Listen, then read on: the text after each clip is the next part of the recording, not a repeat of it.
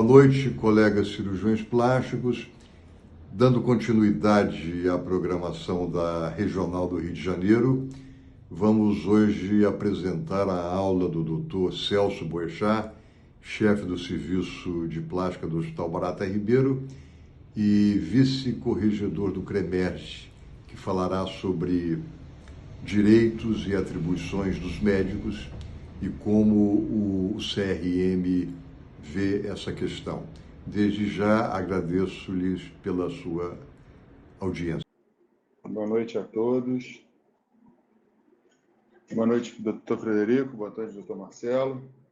Queria agradecer a oportunidade, junto com a SBCP-RJ, para participar de mais um SBCP Live.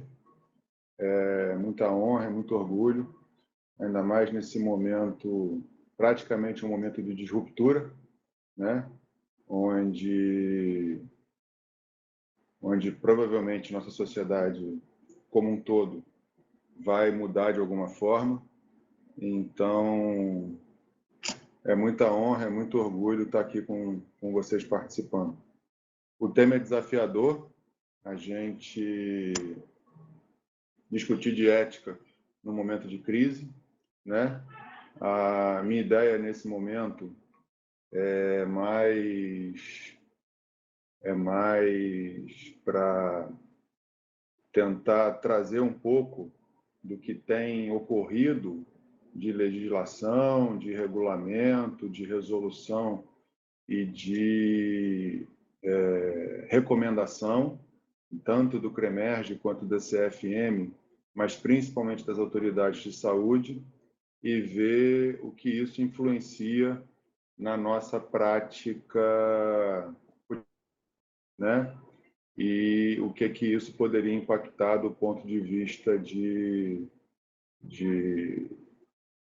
questões éticas junto ao Conselho Regional de Medicina, e se quiserem ampliar um pouco, até questões legais. Tá?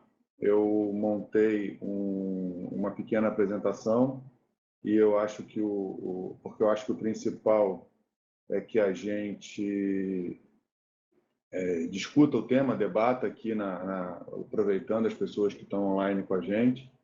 E após a apresentação, eu entendo que a gente pode abrir esse canal de discussão aí e ficar online mais tempo. Tá? Posso começar, Frederico? Por favor, Celso, pode começar à vontade. O Marcelo quer falar alguma coisa para introduzir? O doutor Marcelo quer falar alguma coisa?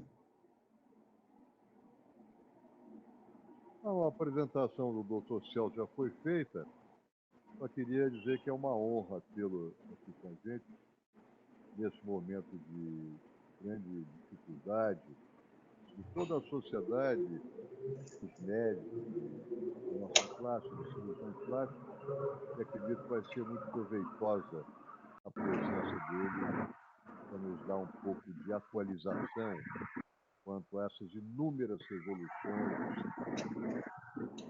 e até do CRM também. Queremos contar com a presença do Dr. Celso. Muito obrigado pela presença. Bom, é uma plataforma nova para mim, que a gente está usando aqui agora para fazer a transmissão ao vivo. E eu vou colocar aqui um pequeno PowerPoint que eu preparei para que a gente possa ter uma noção do que tem acontecido e discutir depois, tá? Só um minuto, por favor.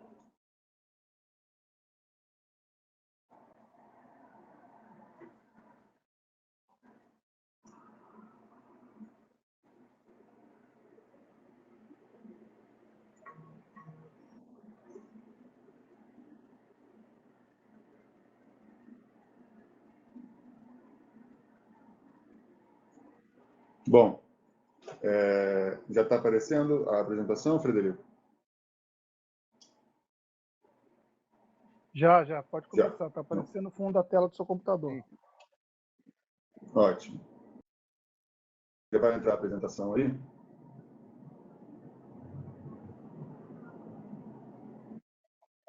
Então, vamos lá. vamos discutir nesse momento de crise, né, nesse momento de ruptura, os aspectos éticos que podem estar relacionados à epidemia do Covid e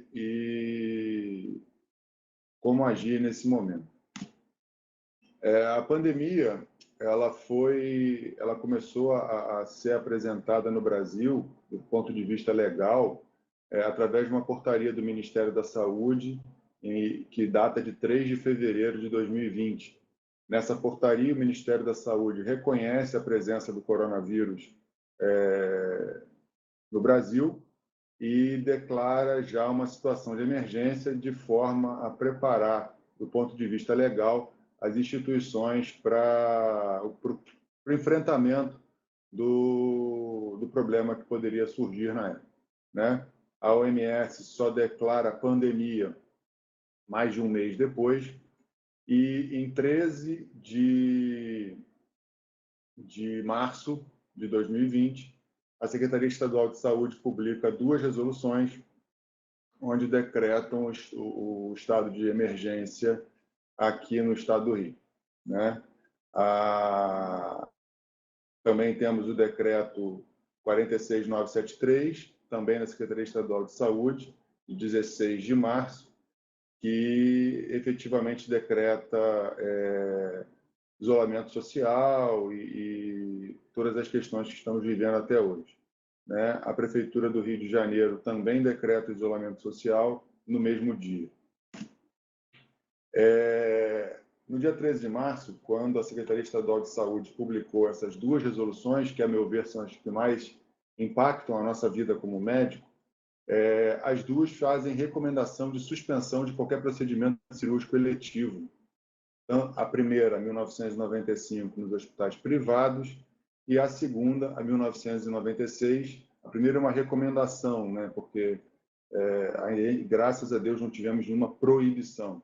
Então, nos hospitais privados, eles recomendam a suspensão dos procedimentos cirúrgicos eletivos, e nos hospitais públicos, ele determina a suspensão dos procedimentos cirúrgicos eletivos.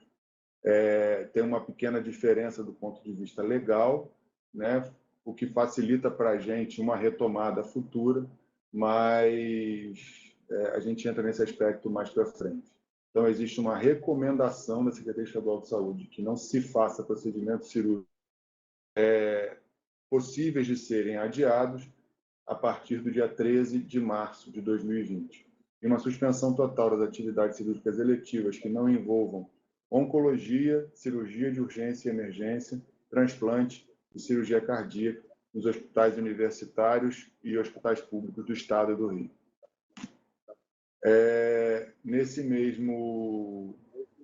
Seguindo esse diapasão, a ANB, no dia 19 de março, publica uma recomendação também de suspensão do atendimento ambulatorial eletivo em todo o país, né? A ANB se adianta um pouco e suspende todo o atendimento, recomenda a suspensão, na verdade, né? Porque ela não é órgão nem fiscalizador, nem normativo, nem autoridade sanitária. Ela faz uma recomendação técnica de suspensão de toda atividade ambulatorial eletiva no país, seja cirúrgica, seja de consulta. A suspensão dos procedimentos eletivos, ela foi recomendada por vários motivos, né? Falando do ponto de vista de procedimento ambulatorial, para evitar a circulação de pessoas pelas ruas e pelos consultórios médicos, evitando contato, reduzindo o contato entre as pessoas. E a recomendação da suspensão do ponto de vista eletivo, eu dei essa nota do Colégio Brasileiro de Cirurgiões, que fez uma nota em conjunto com as BOT, com a SBCO, e ela resumiu bem o motivo da suspensão, né? O uso desnecessário de equipamento de proteção individual. A gente sabe que enfrentamos uma escassez de equipamento de proteção individual. A maioria dos fabricantes de máscara, capote, gorro do mundo se deslocou para a China. A gente ainda deu sorte que no Brasil mantivemos alguns, e o fato da China ter parado e ter consumido muito desses equipamentos deixou o resto do mundo em escassez. Então, foi uma medida inicial para preparar os estoques, salvando equipamentos de proteção individual. A outra questão era a destinação de leito. Ah, mas não tinham muitos casos. Sim, mas você opera um paciente agora que complica e ele não fica 1, 2, 3 dias num leito de CTI quando ele complica. Ele pode ficar meses. Então, a segunda ideia era criar uma reserva dentro do rede hospitalar. A terceira questão é sempre o risco de exposição do paciente. Em qualquer lugar que ele vá, que tenha outros pacientes, esses pacientes também têm acompanhantes, então você gera um contato entre as pessoas. O isolamento social é algo defendido como auxílio no controle da epidemia, né? Além disso, tem o risco de exposição ocupacional do médico e de toda a equipe de saúde, tanto pela circulação quanto pelo risco de exposição a aerosol. A maior forma de contágio do coronavírus até hoje é por aerossóis, e a manipulação de via aérea, a manipulação cirúrgica, existem vários procedimentos médicos que levam à produção de aerossóis, seja por expansão de gases, seja pelo eletrocautério, seja por disseminação de energia aos tecidos ou pela manipulação da via aérea. Então, o risco ocupacional é alto e entende-se que uma doença ainda em busca de conhecimento, uma doença onde ainda temos que aprender muito sobre ela, o ideal é se evitar esse contato desnecessário do médico com o risco, né? E existe uma grande dúvida, né? É o quinto elemento, e aí talvez entre a parte mais difícil de discussão ética, é que existe uma grande dúvida quanto à evolução dos pacientes. Existe um grupo de pacientes assintomáticos e existem alguns estudos ainda não muito bem comprovados cientificamente, com nível de evidência baixo, mas existem alguns estudos que já relatam uma complicação maior nos pacientes cirúrgicos que são assintomáticos, né? Que desenvolveram COVID no pós-operatório. Então, esses pacientes assintomáticos, eles geram um risco maior para a equipe. Além disso, eles podem ter uma evolução desfavorável no pós-operatório, seja pelo fato da invasão da via aérea, seja pelo fato da redução da imunidade pelo trauma cirúrgico, né?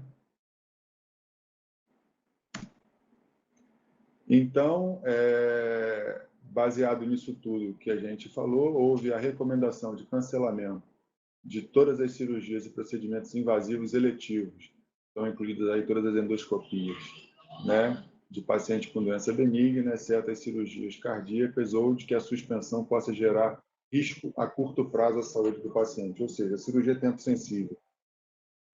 Recomenda a suspensão de procedimentos eletivos em pacientes com fatores de risco, né?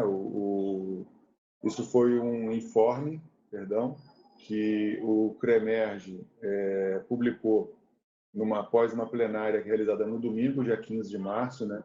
A portaria da Secretaria Estadual de Saúde foi do dia 13. No domingo, dia 15, o CREMERGE se reuniu em plenária extraordinária e fizemos essas recomendações baseado no que já se conhecia da doença mundo afora. Então, houve a recomendação de cancelamento das cirurgias eletivas, houve a recomendação de cancelamento de qualquer procedimento cirúrgico que o tempo não fosse determinante para o prognóstico em pacientes maiores de 50 anos, hipertensos, diabéticos, cardiopatas, pneumopatas, ou seja, o grupo de risco do coronavírus, né? Houve uma recomendação de preenchimento de um termo de consentimento informado, específico para qualquer procedimento cirúrgico ou invasivo, para que o paciente tivesse a real noção do risco que estava correndo, né, e do benefício que ele poderia ter com a cirurgia, principalmente. Houve uma recomendação de suspensão de cirurgia que necessitasse de leito de terapia intensiva. exceto nos casos considerados de urgência e emergência, e cirurgias oncológicas e cardíacas. E houve uma recomendação também para os responsáveis técnicos de todas as unidades hospitalares que mantivessem os leitos de terapia intensiva reservados ou destinados em algum percentual para a epidemia, de tal forma que não permitisse que as cirurgias fossem realizadas, né?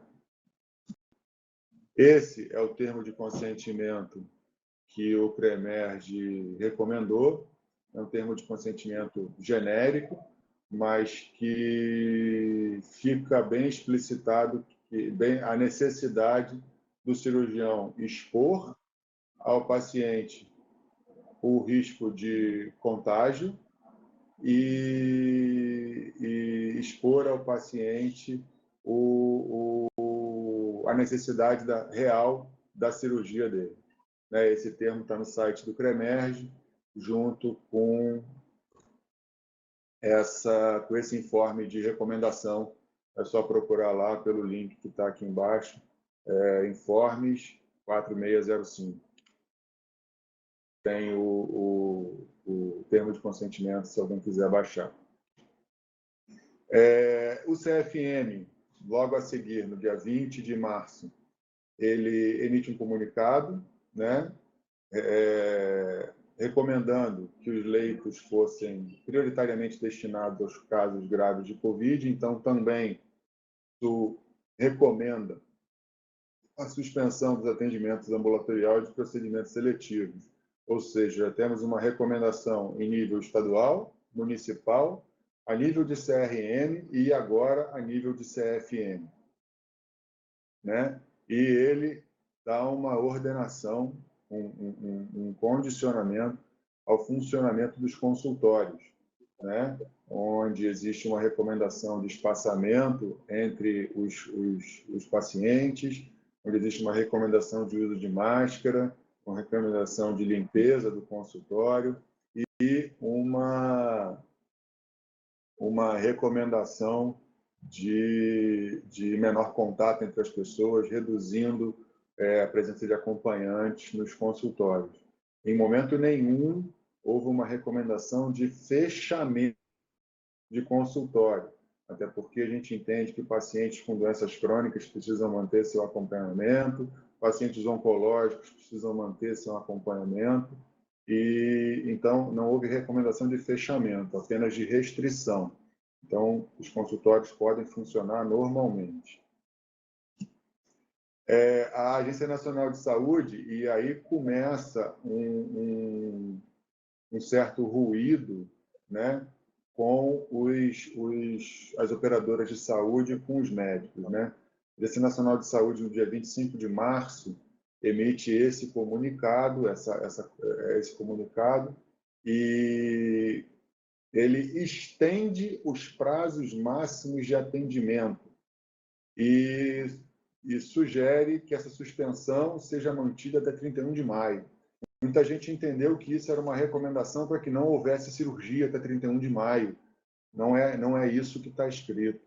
O que está escrito é que os planos de saúde eles têm um prazo para cumprir qualquer solicitação, seja de autorização de cirurgia ou realização dos procedimentos de consulta e cirurgia.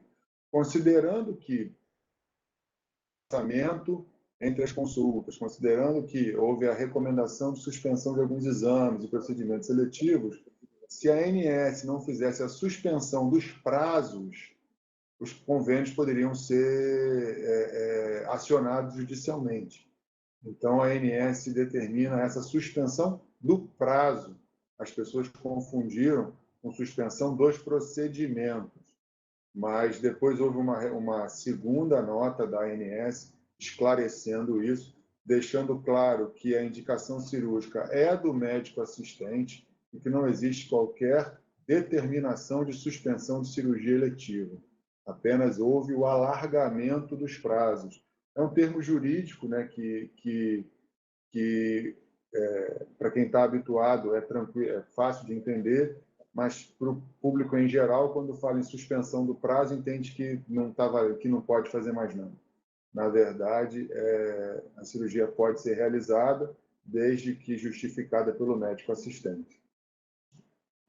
Então, depois de dito tudo isso, o Conselho Regional de Medicina buscou formas de proteger o médico, proteger o exercício da medicina e nesse momento de epidemia, né?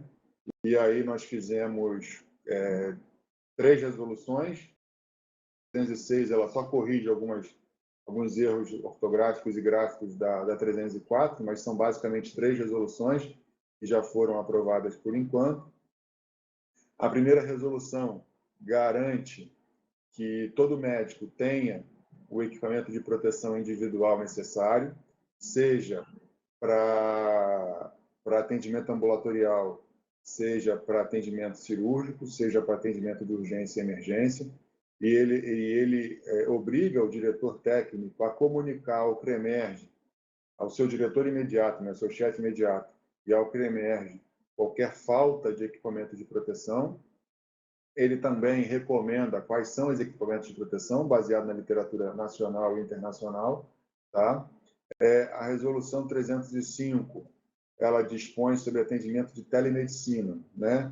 Durante esse momento de pandemia, o evitar a circulação de pessoas abriu uma necessidade de manutenção do contato entre médicos e pacientes, um contato que já vem acontecendo há muito tempo com as mídias digitais, né? A maioria dos cirurgiões, a maioria trabalha com mídia digital, trabalha com WhatsApp, trabalha com ferramentas de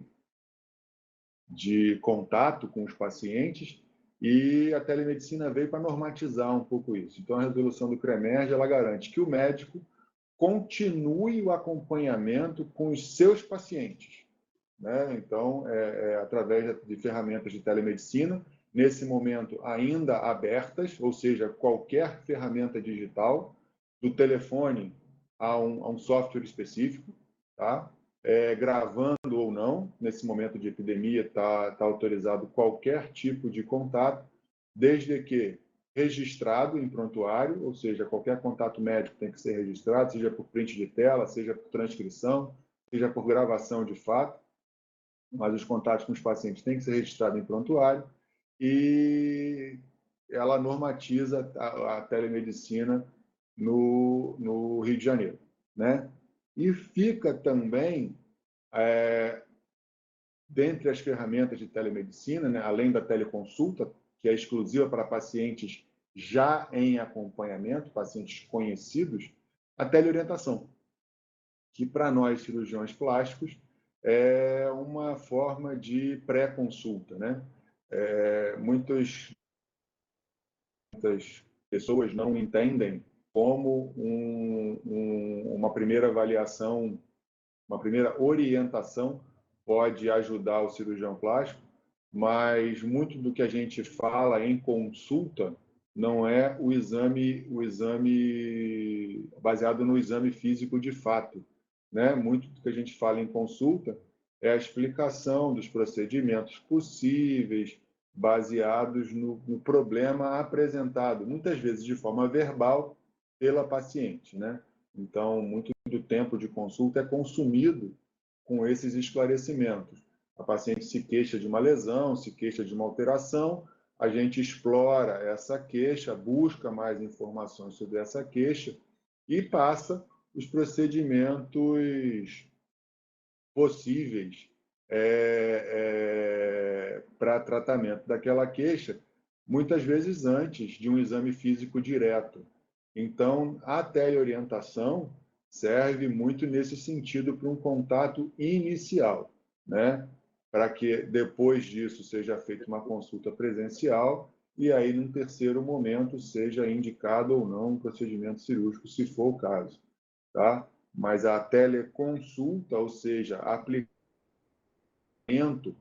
e pedidos de exame apenas depois da consulta presencial, ou num segundo momento de pacientes que já são conhecidos pelo médico, pode fazer a teleconsulta e aí prescrever ou solicitar qualquer exame. né, para pacientes que não são conhecidos, no máximo a teleorientação. Tá? O CFM abriu um canal de prescrição eletrônico, né? Ele fez um convênio com algumas certificadoras digitais e eles têm os modelos no site do CFM das prescrições que estão autorizadas a uso. Elas são impessoais, mas permitem que o cirurgião, ou que o médico, na verdade, prescreva ou solicite exames, ou prescreva até medicações controladas. Tem todo o modelo no site do CFM aberto. A única coisa que vai precisar é de um certificado digital que valide o documento para que ele possa ser utilizado. Os laboratórios, as farmácias já estão aceitando esses prontuários, porque foi uma resolução conjunta entre o CFM e o CFF, Conselho Federal de Farmácia. Nós começamos a discussão aqui no CREMERGE, íamos fazer uma coisa regional, mas o conselheiro federal, conversando lá em Brasília, descobriu que já era uma conversa antiga, que eles acabaram acelerando as resoluções, e aí saiu direto pelo CFM. E a resolução 307, que foi publicada semana passada, ela vem para o nosso interesse, né? Ela normatiza e faz recomendações sobre as cirurgias nesse momento de epidemia. Inicialmente, ela falaria de todas as cirurgias, né? Todos os níveis de cirurgia, de eletivo até o transplante. Entretanto, entendeu-se que ainda não é o momento de se falar de cirurgia eletiva pura, ou seja, cirurgia que não tem o prognóstico alterado pelo tempo. Então, ficou só nas cirurgias eletivas com risco de agudização ou complicação, as cirurgias de urgência e emergência, as cirurgias cardíacas e as cirurgias de implante, tá? E essa resolução, ela normatiza principalmente os cuidados e os critérios com os pacientes e com a equipe, tá? Ficou-se na dúvida se seria necessária testagem, né, para fazer esse tipo de cirurgia. Infelizmente, a gente sabe que os testes hoje no mercado disponíveis ou demoram um tempo de 24 a 48 horas nos lugares mais rápidos para termos um resultado, o que não descarta contaminação posterior ao teste, ou estar fora da janela, ou ter um falso negativo grande por diversos motivos, seja por estar fora da janela, seja por falha na coleta, seja por falha de viremia, e alguns outros testes, principalmente testes rápidos, não estão validados pela vigilância sanitária. Alguns estão começando a sair a validação por agora, mas a gente sabe que vários testes não tiveram uma validação fácil. Então, alguns não conseguiram a validação efetiva por falha num resultado positivo. Então, a questão da testagem foi entendida como não sendo um fator que fosse agregar a segurança nem do paciente nem da equipe. Então, nessa resolução, fica a critério do médico buscar formas clínico-laboratoriais de descartar a presença do SARS-CoV-2, né, que é o nome do vírus, ou coronavírus.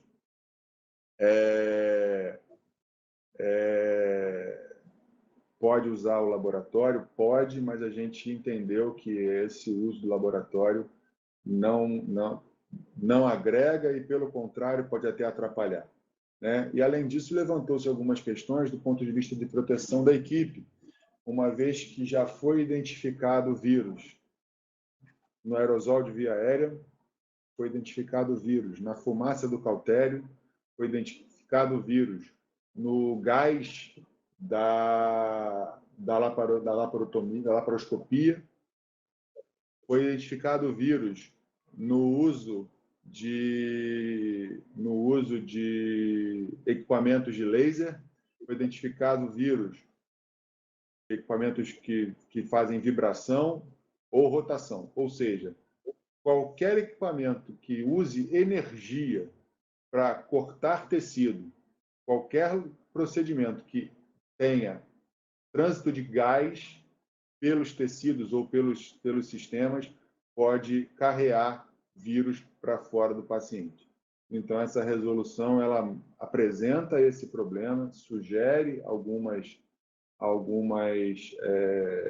alguns cuidados para que a equipe se proteja. Porque no momento da cirurgia, quem está mais exposto é o anestesista na intubação e extubação e a equipe cirúrgica durante o ato. Tá? No pós-operatório, o paciente fica exposto. Para quem está querendo acompanhar as legislações, esse é um site que publica tudo, menos as resoluções do CFM e do CRM. Então, você pode entrar no site da Procuradoria-Geral do Estado do Rio de Janeiro, tem esse link para o Covid-19, e lá eles fazem as publicações praticamente em tempo real, de tudo que for publicado a nível de Presidência da República, Ministério da Saúde, demais ministérios, Secretaria Estadual do Estado do Rio de Janeiro, Secretaria Estadual de Saúde, outras secretarias do Estado e da Prefeitura do Rio, da Secretaria Municipal de Saúde. Fica tudo ali e fica de fácil acesso. Quem quiser acompanhar, quem quiser rever alguma das leis que eu falei aqui atrás, esse é uma das fontes de fácil acesso. E aí a gente entra no X da questão, ética. Discutir ética com cirurgiões tão bem formados e tão... é algo que, a meu ver, não muito necessário. Eu, então, prefiro apresentar algumas questões e a gente deixa a discussão para depois, né? Quando se fala em ética médica, a gente basicamente tem o Código de Ética, né?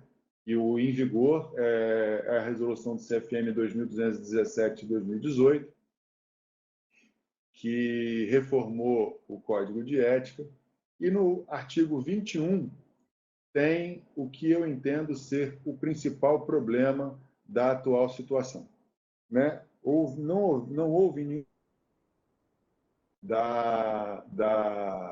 dessa epidemia uma determinação de cancelamento ou suspensão de procedimento cirúrgico eletivo simples, não tempo sensível, mas houveram recomendações. E o artigo 21 usa uma palavra que deixa bastante aberto a questão de uma possível infração a esse artigo, né? O artigo 21, como todos estão vendo aí na tela, fala que é vedado ao médico deixar de colaborar com as autoridades sanitárias ou infringir legislação pertinente. Colaborar se eu peço ajuda, você colabora. Ou seja, se tem uma recomendação, você segue a recomendação. Quem não está seguindo a recomendação pode...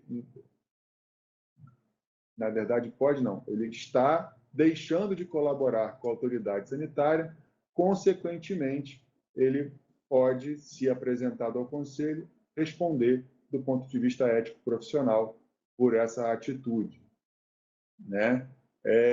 E digamos que, mas eu estava operando e, enfim, não estava seguindo. Além disso, o que mais que pode me acontecer, né?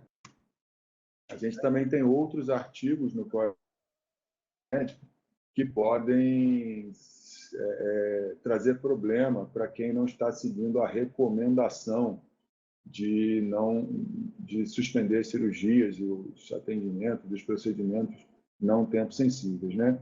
Então, considerando que estamos numa situação de epidemia, que o vírus reconhecidamente causa dano ao paciente e que não tem como se descartar com 100% de certeza se está sendo operado um paciente assintomático ou se, por acaso, o paciente vier a contrair coronavírus no pós-operatório ou desenvolver a doença Covid-19 no pós-operatório, o médico ele pode ser enquadrado no artigo 1º, porque ele causou dano por omissão.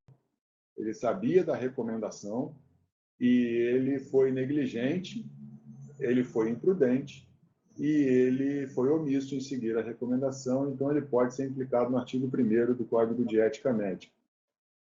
Além disso, ele não vai poder atribuir os seus insucessos à epidemia, porque sabidamente a epidemia está difundida, alardeada por todo o país. E se caso ele venha a atribuir isso, ele também pode ser eticamente no artigo 6º. E, além disso, tem o artigo 34, onde se o profissional não passou um termo de consentimento livre e esclarecido, mostrando o possível risco de uma infecção por coronavírus no pós-operatório, ele também pode responder pelo artigo 34. Tá? Então, do ponto de vista ético profissional, pensando em responder ao Conselho de Medicina, podem ser, basicamente, de uma análise rápida e sucinta, nesses 4 artigos. E aí que vem a questão, né? Agora a gente está vivendo num mundo com Covid. Eu não sei quem pôde participar, mas ontem nós tivemos uma live da Sociedade Americana de Cirurgia Plástica, na hora do almoço, mais ou menos, onde tínhamos 2 cirurgiões e uma anestesista discutindo as questões de segurança do paciente, né? Quando voltar a realizar procedimentos, quando seria feita essa habilitação.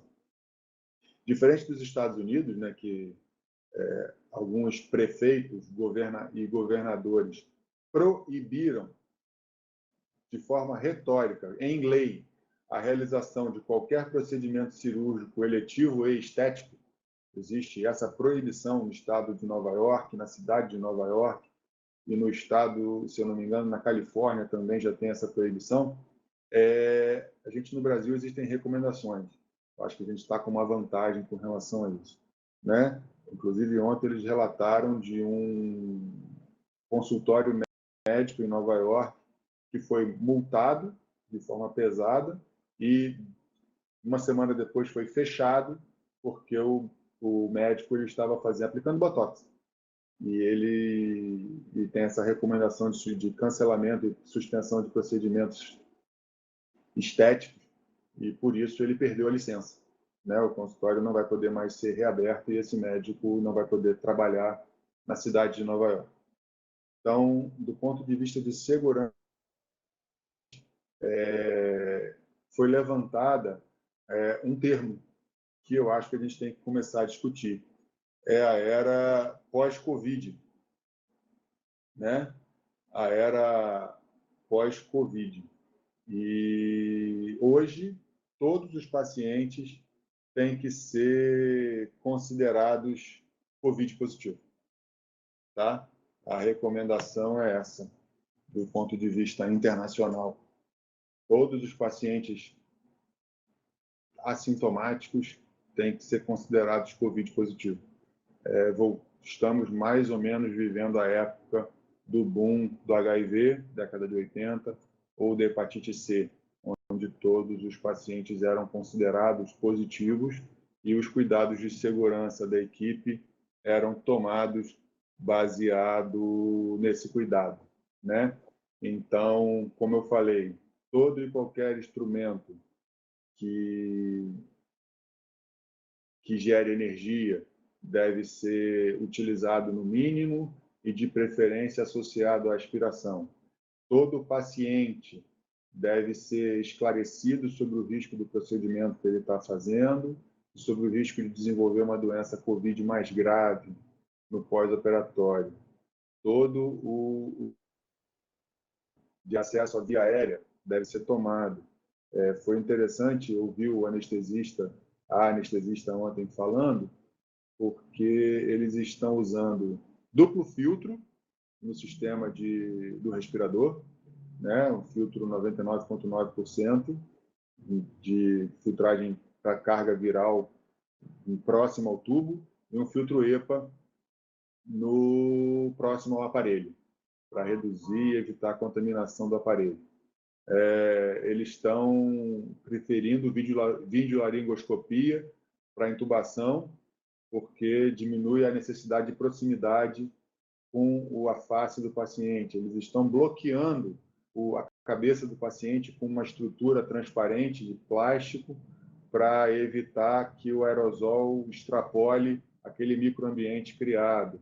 E eles recomendam que espere-se a troca do ar completamente da sala de cirurgia após a intubação e após a extubação antes de abrir a porta, uma vez que todas as salas de cirurgia lá são pressão positiva, então isso levaria à contaminação do corredor do hospital. Então, eles recomendação com relação à segurança do paciente, segurança da equipe, tá? Sem falar na proteção da face, nos óculos, no uso das máscaras N95, PFF2, 3, enfim, isso é o mínimo, né? Então, a questão toda da era pós-Covid voltada para, segurança do paciente, botar o mínimo de pacientes possível em nível hospitalar, para evitar que ele contraia a doença no hospital. A segurança do paciente, caso ele seja assintomático, desenvolver uma forma sintomática grave. E a segurança da equipe, com todo equipamento de proteção e uso mínimo de energia durante o procedimento cirúrgico. Eu achei interessante que em alguns estados, em algumas cidades, né, eles comentaram que a cirurgia não estava proibida, e já estava até começando a ser liberada, ou até cancelada a suspensão. Mas eles entenderam que o humor social é algo que deve ser levado muito em conta nesse momento, né? Muitas pessoas estão morrendo e não é momento de ficar em rede social se falando de cirurgia plástica, principalmente eletiva, e ficar falando: oi, estamos de volta, nos procure. Eles entendem que esse momento, a ideia é preservar o nome da cirurgia plástica como um ramo da medicina, né? Muitas pessoas confundem, às vezes, e acham que é só cosmética, e a gente sabe que não é, que a cirurgia é um ramo importante na medicina, né? Enfim, é o que a gente defende, e eles entendem que, pelo nome da cirurgia plástica, é interessante evitar a publicidade nesse momento de crise social, ficar evitando a divulgação de que eles até brincam, né? We are back, né? Estamos de volta. Não é algo está liberado na sociedade, está liberado no seu estado, volta, mas volta tranquilo, sem fazer grandes alardes, para evitar maiores problemas, né? Com relação à segurança. Celso. Pois não. Está me ouvindo? O Dr. Marcelo queria fazer uma parte aí. Celso. Pois não, fica à vontade, Dr. Marcelo. Eu queria dar uma sugestão. Como a sua exposição, que é brilhante, está sendo extremamente útil, mas é um pouco longa, por que de vez em quando não dá uma paradinha para a gente fazer alguma observação? Já está acabando. Para mais participativo. Eu acho que o Lucas pode perguntar alguma coisa, ou então já ir respondendo alguma pergunta, de maneira que não fique para o final tudo, porque talvez tenha algumas coisas que na hora que você expõe seja melhor a gente fazer alguma observação. Pode ser assim? Pode concluir, sim. Celso? Não, Você tá então, falando era aí? isso que eu ia falar. A gente está num momento de complexo do ponto de vista social. A gente tem visto várias famílias sofrendo, várias pessoas sofrendo. A medicina está passando por um enfrentamento como antes, só no início do século XX, né, com a gripe espanhola. E o que a gente tem que focar é na segurança de todo mundo, no bom nome da medicina e no bom nome da cirurgia plástica. Eu acho que era isso que eu tinha para falar e eu estou aberto aí às considerações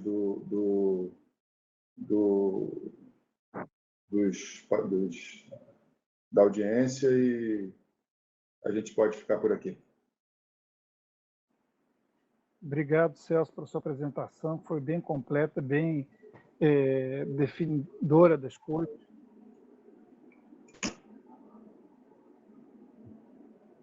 A gente vai mudar a sua tela aí da apresentação. Já tem algumas perguntas aqui da audiência e muitas, inclusive, se completam. Perguntando primeiro, Celso, coisa importante para você frisar, como você teve bastante informação, que eu acho que vale a pena para a gente, é o seguinte: então, para começar a discussão, não está autorizado, mas não pode ser feita uma primeira vez de consulta, seria uma avaliação inicial. Como é que a gente pode definir isso? Como é que pode dizer o que se faz nessa primeira abordagem? Se isso pode ser cobrado, se isso não pode, qual é a forma disso ser feita mais correta do ponto de vista ético, tendo o paciente que gere esse vínculo? Bom, vamos lá. É vedado ao médico atender sem cobrar, né? E alardear isso, né? Principalmente. Então, todo atendimento médico, a priori, pelo Código de Ética, ele tem que ser cobrado. Então, a teleorientação, se for o caso do primeiro contato com o paciente, ele, a meu ver, pode e deve ser cobrado. Tá? Do ponto de vista de consulta, do continuidade do acompanhamento,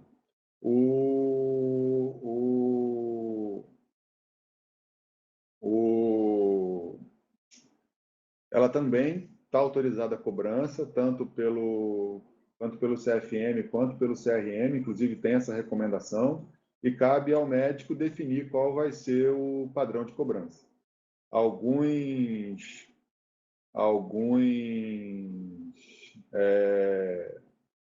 planos de saúde já estão aceitando esse tipo de consulta e estão. E aí está uma discussão de como vai ser feita essa remuneração, valor integral da consulta, valor parcial, enfim. Mas, segundo a resolução do CRM do Rio, cobrança normal, a critério do médico. Mais alguma pergunta, Fred?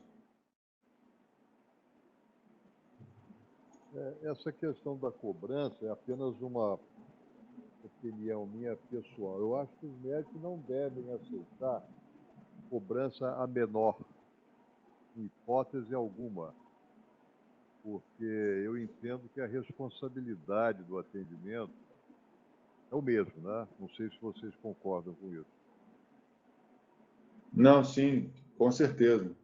E a responsabilidade é a mesma e às vezes até maior, porque está à distância, né? Então, complica um pouco essa questão de avaliação total do paciente, né? Então, deve-se cobrar, porque a responsabilidade é a mesma do atendimento médico presencial, deve-se cobrar, porque vai estar tudo deve se cobrar, porque o tempo do médico aplicado naquela teleconsulta é o mesmo tempo, ou às vezes até maior, do que o tempo numa consulta presencial. Muito bem. Celso, outra coisa. Há uma verdadeira confusão, às vezes, na comunicação e, às vezes, na interpretação das resoluções. Existe alguma coisa conflitiva na esfera municipal, estadual, federal e o CRM? Porque a recomendação da SBCP é que o médico siga o que é determinado pelo CRM, ou seja, regionalmente. Como é que você vê essa barafuda Bom, vamos lá. de informações? Tem uma resolução do CFM que passa para o médico, para o CRM, essa atribuição de definir quando vai voltar o exercício normal da medicina, ou seja, sem influência nenhuma extra. Ou como vai ser essa volta caso ainda haja influência extra. Então, o CRM de cada estado vai definir como vai ser a atuação em cada estado. O interessante é que a nossa legislação ela é federativa, ou seja, estadual, ela prioriza o estado, e a nossa legislação de saúde, ela municipaliza a saúde. Então, a autoridade sanitária, ela é municipal. Quem define o que vai ser feito na cidade do Rio de Janeiro é a Secretária Municipal de Saúde. Quem define o que vai ser feito na cidade de Niterói é a Secretaria Municipal de Saúde da cidade de cá. Então, algumas resoluções, algumas recomendações podem valer no Rio e não valer em Niterói, e o inverso, entendeu? E, por exemplo, Aliás, hoje a gente vive com isso. Municipalização. Hoje a gente vive uma realidade onde a saúde pública no Rio está sofrendo muito mais com a epidemia do que a saúde pública de Niterói, seja pela população, seja pela rede de atendimentos. Então, essa questão da saúde pública estar sofrendo um pouco mais vai impactar na saúde privada, entendeu? Então, Celso, resumindo a obra, o CRM nosso libera para o atendimento quando? Não temos essa resposta. A resposta vai ser dada pelas secretarias municipais de saúde e estaduais. O atendimento, o nível de consultório está liberado. Ele tem algumas recomendações, mas ele está liberado. Então, em nenhum momento houve proibição de atendimento, houve recomendação só. São recomendações de restrição de atendimento, não de proibição. Agora, Celso, a meu ver aí o problema maior é o médico definir o que é eletivo e o que é prioritário, concorda? Sim. Sim. É mais complicado, realmente é uma coisa, é algo bem complexo mesmo. Por exemplo, uma tumoração de asa do nariz. Não, todo e qualquer tipo de lesão, todo e qualquer tipo de lesão tumoral, ela é considerada de tempo sensível. Todo e qualquer tipo de lesão tumoral. Celso, deixa eu fazer uma outra pergunta aqui.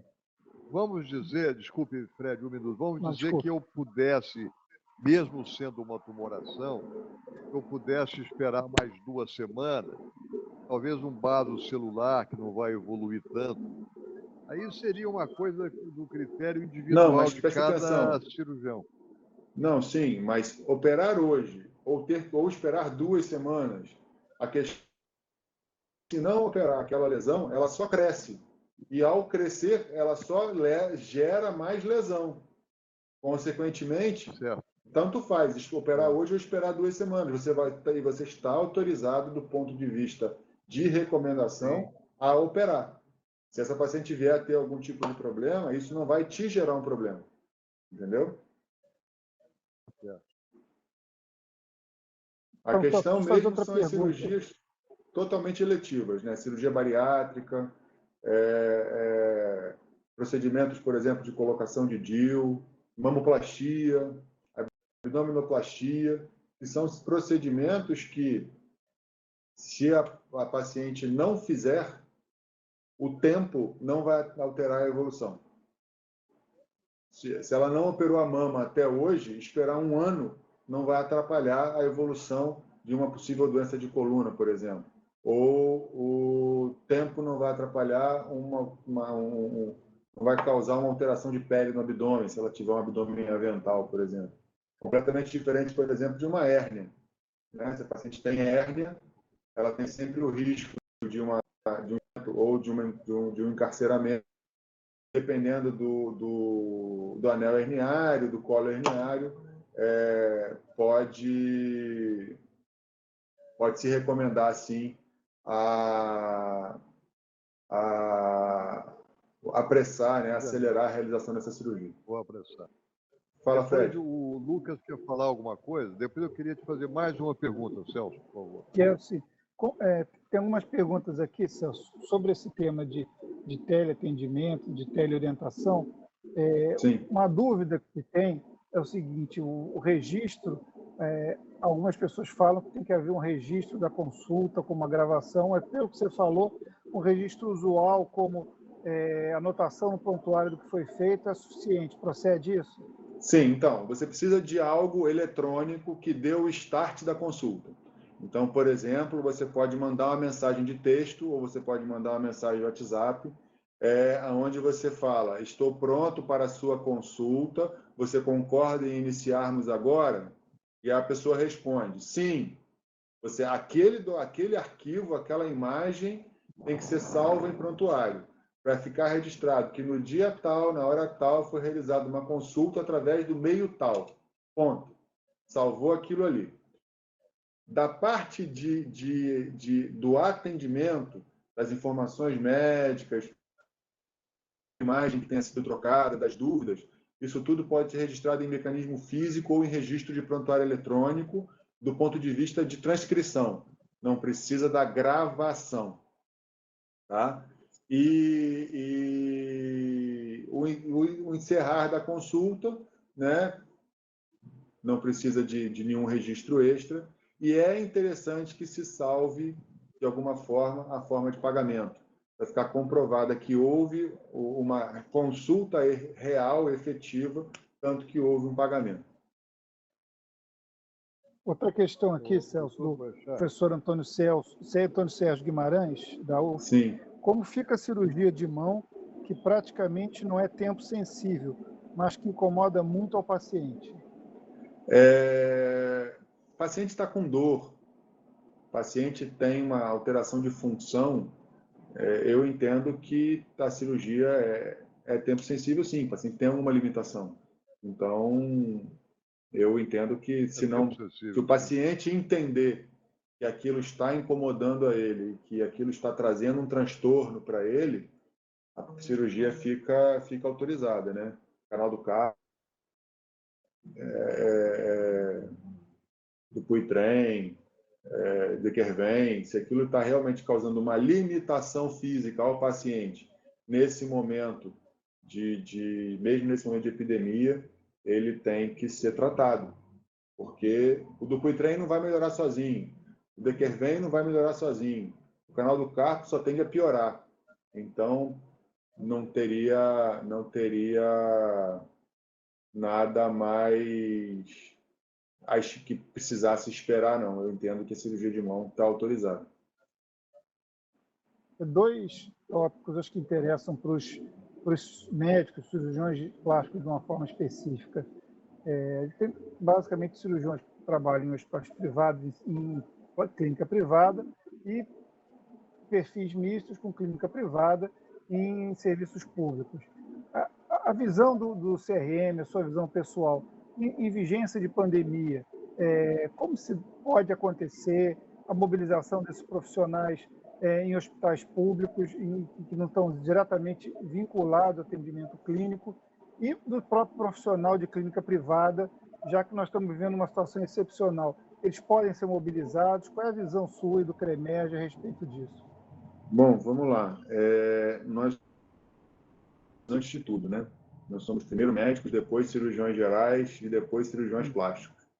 Então, a qualquer momento, a autoridade competente, seja governo federal ou estadual ou municipal, pode requisitar que os seus funcionários, né, o seu corpo de staff, atue como médico em qualquer situação.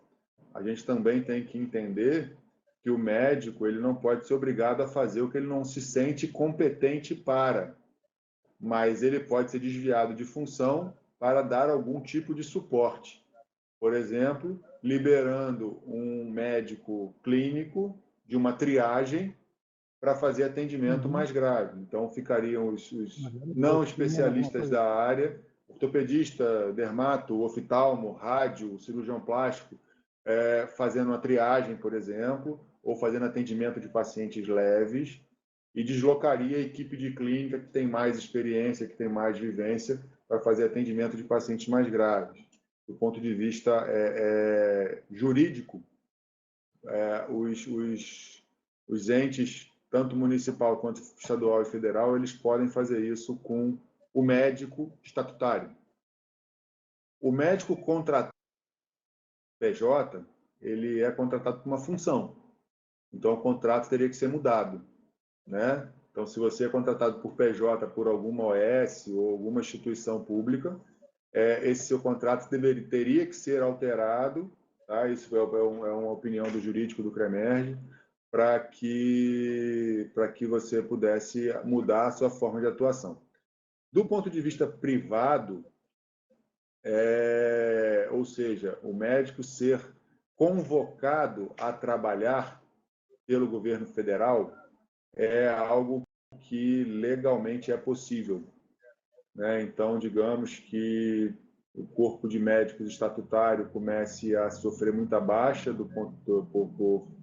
por doença, e o governo federal pode lançar mão de um cadastro que o CFM tem, convocando médicos. Lembrando que o médico vai convocado, ele tem que comparecer, ele vai ter que ser remunerado por aquilo, tá? Ele não pode ser, não é trabalho escravo, ele tem que ser remunerado por aquilo, e ele não vai ser obrigado a fazer porque ele não se sente competente para tal, mas ele vai ter que atuar de alguma forma, sim. Ô, Celso, o salário que estão médico é meio trabalho escravo, hein? Eu acho que o Do CRM ponto de tinha que vista... reclamar um pouco. Então, Lá em vamos lá. Brasília ofereceram um emprego para um médico a um valor muitíssimo baixo. Você não acha que o CRM é um pouco omisso nisso, não? Não, o CRM ele tem uma luta de décadas com relação ao piso salarial do médico, né, que é o piso do FENAM.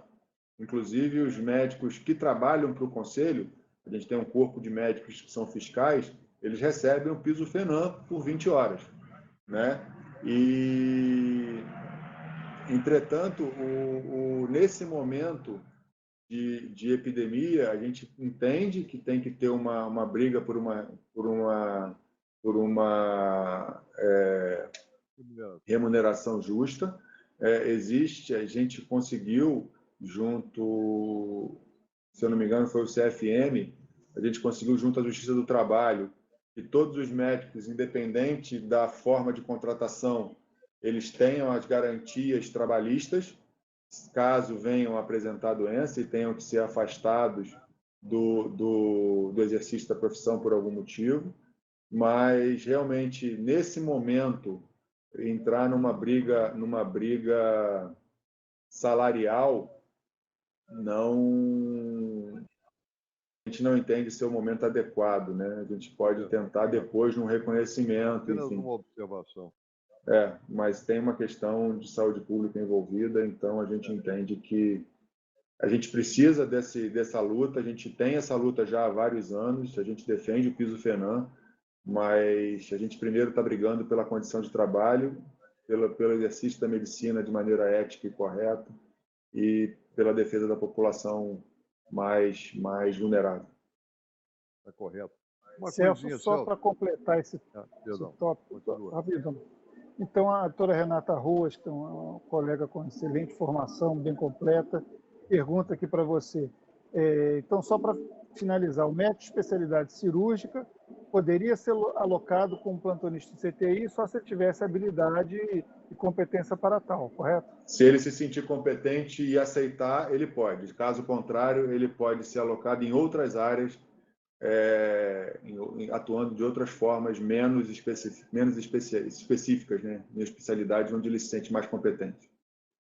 E outro ponto que ficou dúbio aqui para o doutor Cres, que é o seguinte: a orientação sobre suspensão de cirurgias eletivas até 31 de maio continuar só no município do Rio de Janeiro e não em outros municípios do Rio.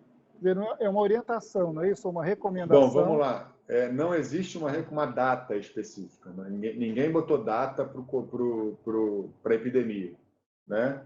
Então, ainda não tem assim, 31 de maio, até 31 de maio está suspenso. Não. As cirurgias estão suspensas, ponto. Recomendação de suspensão ainda em aberto. Tá? Quem colocou a data do 31 de maio foi a ANS, do ponto de vista de suspensão de prazo. Tá? Então, eles vão repetindo as portarias, eles vão renovando as portarias, mas não tem uma data. Até tal dia, a partir de tal dia, está suspenso. Entendeu? Mas essa recomendação de suspensão, ela pode perdurar por semanas. Ou, se entender que a epidemia está esfriando, ser liberada do ponto de vista municipal, né? Libera numa cidade e não libera na outra. Então, ou libera num estado e não libera no outro. Tudo depende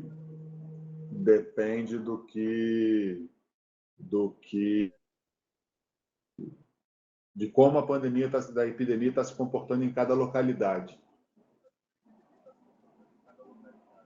Uma pergunta mais aqui. Pode perguntar. Perdão. Queria fazer uma pergunta para o Boechat. Essa questão que me assustou um pouco é a consideração de que todo paciente, teoricamente, é portador do coronavírus. É uma recomendação da OMS e localmente também nós adotamos esse entendimento? Não, é um entendimento que está se apresentando no mundo. Né? As sociedades médicas do mundo, dependendo do nível que a epidemia está correndo em cada país, já está começando a considerar todos os pacientes como Covid positivo. Então, estão se tomando diversos cuidados, exatamente como no tempo do HIV positivo, onde todo mundo tinha que se proteger de maneira mais efetiva. Né? Continua as proteções até hoje. Nesse tópico, e para ficar claro aqui, no momento, as coisas são muito dinâmicas, mas nesse momento, tanto do ponto de vista de determinação, recomendação de CRM ou CFM, não há nenhuma determinação de que se haja testagem pré-operatória e nem realização de tomografias obrigatoriamente. Uma coisa que deve ser resolvida localmente, caso a caso. Não, isso cabe ao médico assistente buscar a melhor forma de descartar a presença da doença ou do vírus, né? Seja por combinação de isolamento social mais específico, seja por algum tipo de testagem, seja IgG, IgM, seja o teste do PCR. O médico pode juntar tudo para entender se houve ou se há ou não um risco, mas não há uma determinação de fazer assim ou de fazer assado. Está muito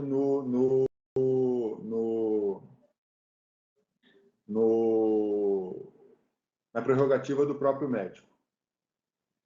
Mais uma pergunta aqui do Dr. José Estevão da Silva Filho, colega nosso aqui do Rio.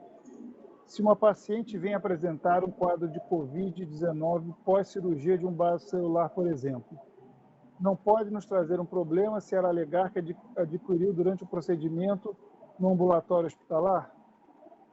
Bom, problema todo paciente pode trazer. Do ponto de vista... O direito de ação é constitucional.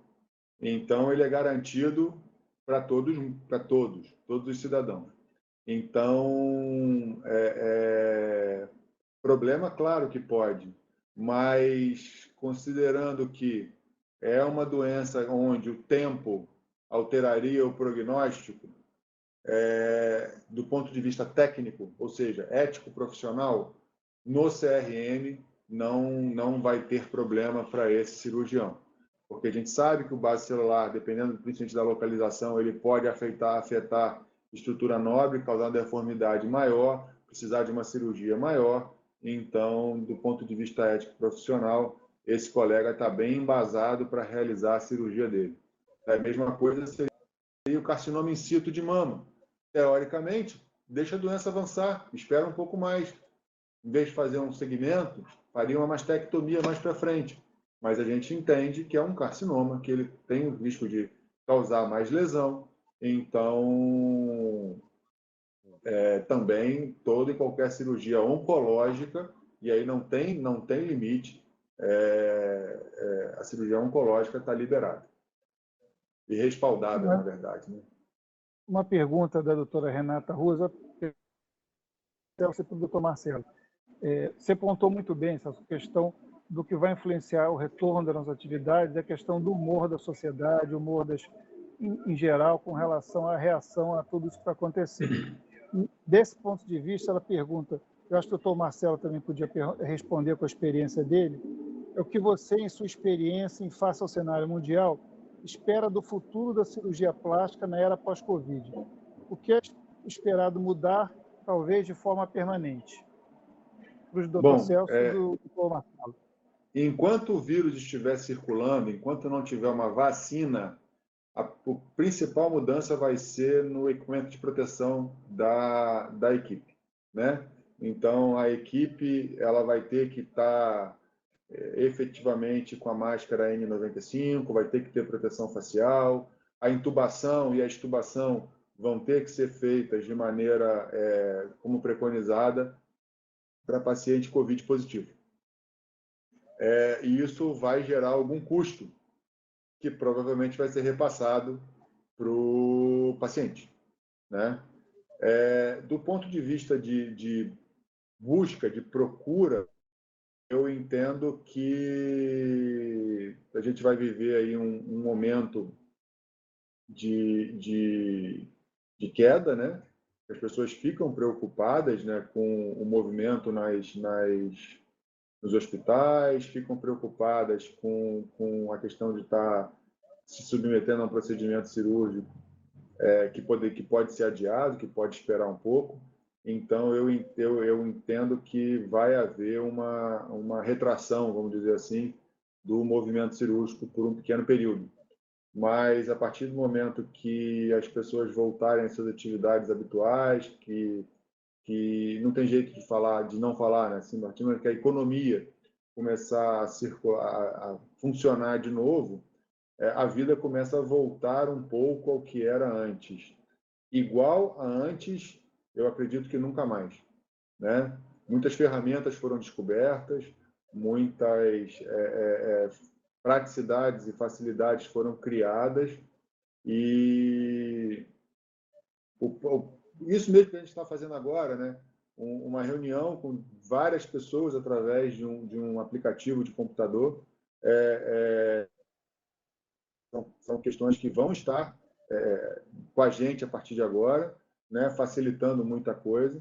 A telemedicina provavelmente vai ficar, né? Depois dessa fase de teste, apesar de todas as regulamentações e resoluções de CFM e de CRM atrelarem muito a telemedicina à declaração de epidemia, eu entendo que logo depois que a epidemia passar, a telemedicina vai voltar já melhor regulamentada, com mais proteção para ambas as partes, do ponto de vista de sigilo, de garantia de prontuário, enfim. Mas ela vai voltar e deve se apresentar para a gente como uma ferramenta de atendimento. Tá?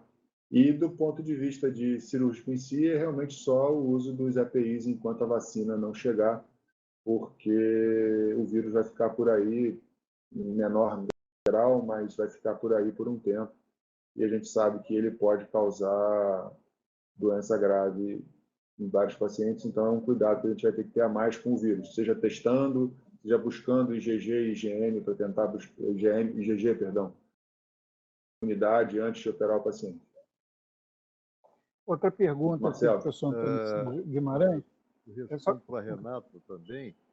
Desculpa. A resposta do Boechat foi muito completa, mas eu queria dizer o seguinte: não vai acontecer nada com a cirurgia plástica, absolutamente nada. Pelo contrário, vai haver uma demanda reprimida, os pacientes serão os mesmos, até vai aumentar um pouco, porque a cabeça das pessoas vai mudar um pouco depois dessa pandemia. Agora, é como ele diz, vai ter que ter um pouco de paciência, porque isso vai demandar um pouco de tempo, vai demorar, e talvez só depois mesmo haver uma imunização, uma vacina, é que todos vão se sentir à vontade para o retorno à vida normal.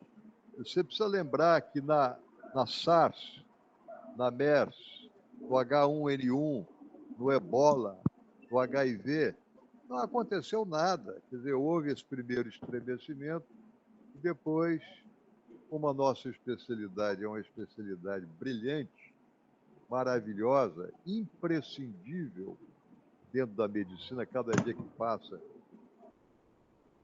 impressionado com o brilhantismo dessa nossa especialidade, pode estar tranquila e vamos continuar investindo nela cada vez mais, principalmente no conhecimento. Aliás, é por isso que nós trouxemos aqui o doutor Celso Boechat, para a gente, desse tempo aí de excesso, aproveitar para melhorar um pouquinho mais nossos conhecimentos. Isso não é política nem propaganda, não, isso é uma realidade. Eu próprio aprendi muita coisa com essa encontro. Vai, Lucas, continua. Fred. Continuando aqui só nesse tópico aqui, uma pergunta muito interessante aqui do professor Antônio Sérgio Guimarães, de Niterói, é o seguinte: os hospitais podem proibir a realização de cirurgia eletiva, já que você falou no momento que a gente tem uma recomendação, não sei aqui no Rio, mas em alguns locais, alguns colegas têm tido dificuldade em marcação de procedimentos em alguns hospitais. O responsável técnico do hospital, ele pode, baseado na demanda que ele tem de consumo de EPI, na demanda de respirador mecânico, ele pode limitar, ele pode criar uma comissão na indicação cirúrgica, ele pode, sim, criar algum tipo de restrição para a realização da cirurgia naquele hospital, naquela realidade dele, tá? Não acredito que isso vá acontecer enquanto aquela unidade, aqueles hospitais estiverem com leito disponível. Mas a gente sabe de algumas unidades de saúde que criaram pequenas comissões para avaliação da indicação. É uma forma de proteger todo mundo. Protege a instituição, protege o médico e protege o paciente, né? Então, você, além de indicar, você tem uma comissão de médicos do hospital que corroborou com a sua indicação. Ou seja, você está protegido por mais essa junta médica, junto com a sua indicação de cirurgia. Completando aqui só, o doutor Rodrigo Aquiles pergunta: na cirurgia estética eletiva, ambiente COVID-free, com exame molecular negativo, realizado no dia anterior para proteger a equipe, o que você acha? Isso pode ser realizado? Bom, vamos lá. Como eu falei, todo paciente hoje é considerado, deveria ser considerado COVID positivo. Então, eu vou entender que já não existe hospital COVID-free, seja pela equipe cirúrgica que circula em vários hospitais, a equipe de enfermagem que não dá plantão em um hospital só, e considerando que a testagem PCR, né, testagem molecular, ela tem 30% de falso negativo, eu também entendo que não vai ter hospital COVID-free. mas é um recurso que algumas unidades privadas estão usando para tentar se proteger, né, do ponto de vista eu, pelo menos, fiz tudo que era tecnicamente possível. Então, eu não, do ponto de vista médico, eu não indicaria uma cirurgia meramente eletiva, tá? Eu não vou ficar falando em cirurgia estética porque eu não gosto desse termo. Mas eu não faria uma cirurgia eletiva, completamente eletiva. Nesse momento, não tenho feito, não faria, mesmo num ambiente desse jeito, testando o PCR, testando o IgG e IgM, testando a equipe inteira, como eu sei que tem hospital fazendo, testa a equipe na véspera, testa o paciente na véspera para poder autorizar a cirurgia para o dia seguinte. Faria. Por quê? O PCR tem um falso negativo de 30%, seja por problema da coleta, do problema do transporte e da fase de viremia que você pode estar. E aí você opera hoje um paciente que estava PCR negativo. E ele, em 7 dias, em 10 dias, apresenta positivo, apresenta sintoma. Ele vai dizer que pegou na internação, mesmo que ele tivesse positivo antes. Ou, digamos que 6 dias depois, ele apresenta sintoma. Ele vai alegar que pegou na internação. Então, essa ferramenta que pode estar tentando ser usada para proteger a equipe, ela pode acabar sendo usada contra a equipe caso o paciente venha a se tornar sintomático depois. Só complementando isso, algumas instituições, para tentar aumentar a sensibilidade, assim, estão associando a realização de tomografia computadorizada dos pacientes, inclusive no dia da cirurgia, com todos os pormenores, os prós e contras, mas é uma coisa para se ter na cabeça numa situação especial que se deseja, que se opte pela indicação cirúrgica. Tem relatos de pacientes fazendo tomografia para outros motivos, né? Chegou com dor abdominal, chegou com outras, sem sintomatologia de via respiratória. E aí, quando tomografa a base do tórax para poder completar o abdômen, eles percebem sinais de pneumopatia por coronavírus. E aí, quando vai tomografar o tórax, tem 25% de comprometimento, 30% de comprometimento pulmonar, e aí que vai testar, vem o positivo. Realmente, a tomografia é um fator que acrescenta, mas volto a dizer, nada exclui completamente. Hoje ainda nem se tem a real certeza da imunidade causada pela infecção, se ela realmente perdura, porque tem vários relatos de reinfecção ou recaída. Então, mesmo o IgG positivo, teoricamente não pegaria de novo, né? Nem isso ainda está imunologicamente bem definido se isso causa realmente imunidade definitiva. A partir do momento que o IgG positivo for algo, não, realmente, IgG positivo está livre, não vai pegar de novo, esses pacientes ganham liberdade para a cirurgia. Obrigado, Celso. O doutor Marcelo e Celso já passamos bastante do tempo previsto. Se vocês quiserem fazer os finais, o Celso, doutor Marcelo, considerações finais e encerrar aí a nossa apresentação. Eu só queria cumprimentar o grupo e agradecer a organização do doutor Fred, do doutor Bruno, da doutora Sanaé, do Luciano Cesareto, que proporcionou a gente essa plataforma que eu achei espetacular, funcionou perfeitamente. E para isso é preciso um conhecimento, uma capacidade técnica muito grande, está de parabéns. E o palestrante, doutor Boechat, que abrilhantou esse encontro, esclarecendo uma porção de questões que têm ficado obscuras para nós todos médicos. Estamos vivendo esse período aí especial, vamos dizer assim, de grande ansiedade. e até, por que não dizer, de grande sofrimento também. De maneira que foi muito bom poder cumprimentar todos e a Sociedade Brasileira de Cirurgia Plástica, o capítulo do Rio de Janeiro, tem feito o possível para que a gente possa aproveitar esse nosso tempo ocioso. Se não me engano, em 15 dias, Fred, teremos a outra Exatamente, aula, 15 dias. que é do Dr. Daniel Daniel Botelho. Botelho, de Curitiba. Isso, Vai ele falar é do Paraná, é o regente do capítulo Paraná, de perdão. de gestão de carreira. Vai falar sobre esse aspecto da condução profissional do cirurgião plástico. Desde já fica feita, então, a chamada para esse evento e agradecer mais uma vez ao Dr. Celso Boechat. Boechat. Obrigado a todos pela lembrança do meu nome. Obrigado, doutor Frederico, amigo de longa data. Obrigado, doutor Marcelo.